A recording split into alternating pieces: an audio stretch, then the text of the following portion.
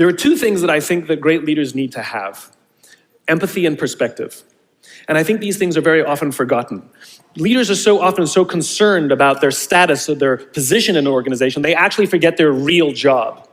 And the real job of a leader is not about being in charge, it's about taking care of those in our charge. And I don't think people realize this, and I don't think people train for this. When we're junior, our only responsibility is to be good at our jobs. That's all we really have to do. And some people actually go get advanced educations so that they can be really good at their jobs, accountants or whatever, right? And you show up and you work hard, and the company will give us tons and tons of training how to do our jobs. They'll show us how to use the software. They'll send us away for a few days to get trained in whatever it is that we're doing for the company. And then they expect us to go be good at our jobs. And that's what we do. We work very hard. And if you're good at your job, they'll promote you. And at some point, you'll get promoted to a position where we're now responsible for the people who do the job we used to do, but nobody shows us how to do that. And that's why we get managers and not leaders.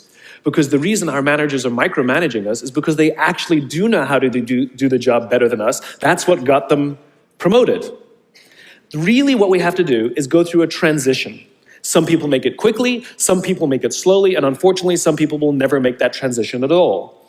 Which is we have to go through this transition of being responsible for the job and then turning into somebody who's now responsible for the people who are responsible for the job. And as I said before, one of the great things that is lacking in most of our companies is that they are not teaching us how to lead. And leadership is a skill like any other. It is a practicable, learnable skill.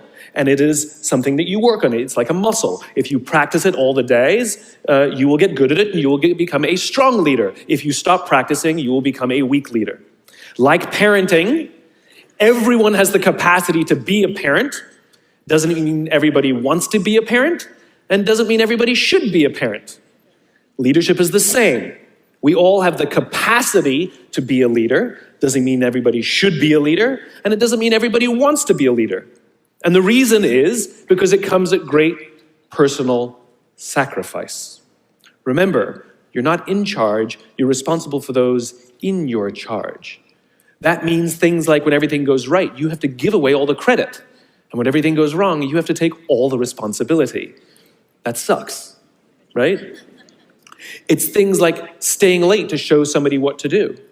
It's things like when something does actually break, when something goes wrong, instead of yelling and screaming and taking over, you say, try again. When the overwhelming pressures are not on them, the overwhelming pressures are on us. At the end of the day, great leaders are not responsible for the job. They're responsible for the people who are responsible for the job. They're not even responsible for the results. I love talking to CEOs and say, what's your priority? And they put their hands on their hips all proudly and say, my priority is my customer. I'm like, really? You haven't talked to a customer in 15 years. There's no CEO on the planet responsible for the customer. They're just not. They're responsible for the people who are responsible for the people who are responsible for the customer.